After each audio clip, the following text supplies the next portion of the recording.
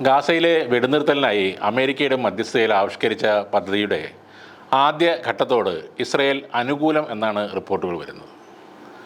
ആദ്യഘട്ടം ഏറ്റെടുക്കാമെന്നും ചർച്ചകൾക്ക് ശേഷം രണ്ടാം ഘട്ടത്തെപ്പറ്റി ആലോചിക്കാമെന്നും പ്രധാനമന്ത്രി ബെഞ്ചമിൻ നെതന്യാഹു ഇന്നലെ പാർലമെൻ്ററി യോഗത്തിൽ പറഞ്ഞെന്നാണ് ഇപ്പോൾ ലഭിക്കുന്ന വിവരം.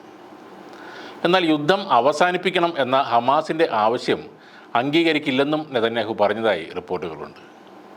എന്നാൽ ചില പ്രാദേശിക മാധ്യമങ്ങൾ പുറത്തുവിട്ട ഈ വാർത്ത സ്ഥിരീകരിക്കാൻ ഇസ്രയേൽ ഉദ്യോഗസ്ഥർ ഇതുവരെ തയ്യാറായിട്ടില്ല. കഴിഞ്ഞ ആഴ്ച അമേരിക്കൻ പ്രസിഡന്റ് ജോ ബൈഡനാണ് 3 ഘട്ടങ്ങളുള്ള വെടിനിർത്തൽ കരാർ വെളിപ്പെടുത്തിയത്. തങ്ങളുടെ എന്ന പേരിൽ അവതരിപ്പിച്ച കരാർ അപൂർണമാണെന്നും തങ്ങൾ വെടിനിർത്തലിന് സമ്മതിച്ചെന്ന അമേരിക്കയുടെ വാദം തെറ്റാണെന്നും അന്ന് നെതന്യാഹു പറഞ്ഞിരുന്നു.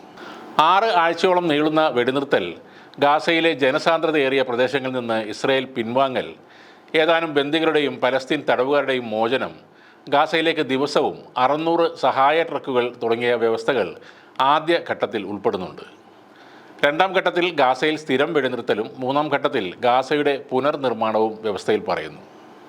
ഹമാസിനെ പൂർണ്ണമായും തകർക്കാതെ കരാറിന് നെതന്യാഹു അംഗീകാരം നൽകിയാൽ മന്ത്രിസഭ വിടുമെന്നും സഖ്യസർക്കാരിനെ തകർക്കുമെന്നും 2 തീവ്ര വലതുപക്ഷ മന്ത്രിമാർ നേരത്തെ ഭീഷണി മുഴക്കിയിരുന്നു. എന്നാൽ കരാർ നെതന്യാഹു അംഗീകരിക്കുമെന്ന് ഉറപ്പാണെന്ന് അമേരിക്ക ഇന്നലെ പറഞ്ഞിരുന്നു. ഇസ്രയേൽ അനുകൂലമെങ്കിൽ ഹമാസും ഈ കരാറിനോട് സഹകരിക്കുമെന്ന് ഈജിപ്തും അറിയിച്ചിട്ടുണ്ട്.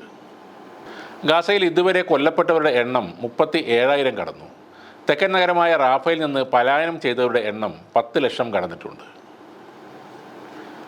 അതിനിടെ സിറിയയിലെ അലൈപ്പോയിൽ ഇസ്രയേൽ നടത്തിയ ഒരു വ്യോമാക്രമണത്തിൽ 12 പേർ മരിച്ചതായി പറയുന്നുണ്ട്.